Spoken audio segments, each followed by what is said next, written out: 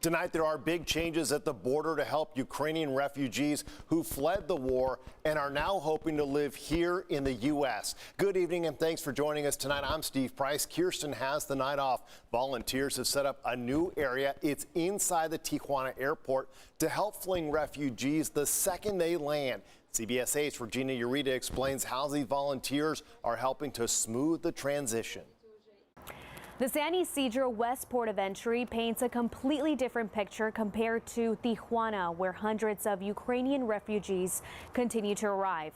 But volunteers from this side of the border crossing into Tijuana are providing extra help.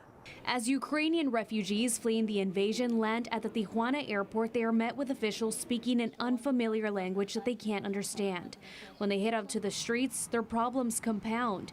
Families are stuck trying to navigate their way in a different country they know nothing about. We always know how horrible it is for them just arriving and having no idea where they're going, what's going on. They're just so lost. Which is why this white tent inside the airport is set up specifically to welcome struggling families. It's filled with volunteers who speak Ukrainian and can point refugees in the right direction the moment they land. I've seen people start crying when they heard their own language. I had one group of people that just ran up and gave a big hug and said, it's nice. They were excited to feel like they were welcomed by their own people. And some people were just crying because they felt that they could finally relax and be safe. Ukrainian American volunteers as young as 15 are traveling to Tijuana in hopes of providing shelter and transportation to those fleeing the war. So I'm more than happy to come and do that for other people. Other people have jobs. I don't have a job. They don't have the opportunity. I have an opportunity to come and help. So. Yeah, as soon as I heard about it, I woke up one day and I just felt this need to go, and I talked to my wife and she supported me, and I actually took my son with me too.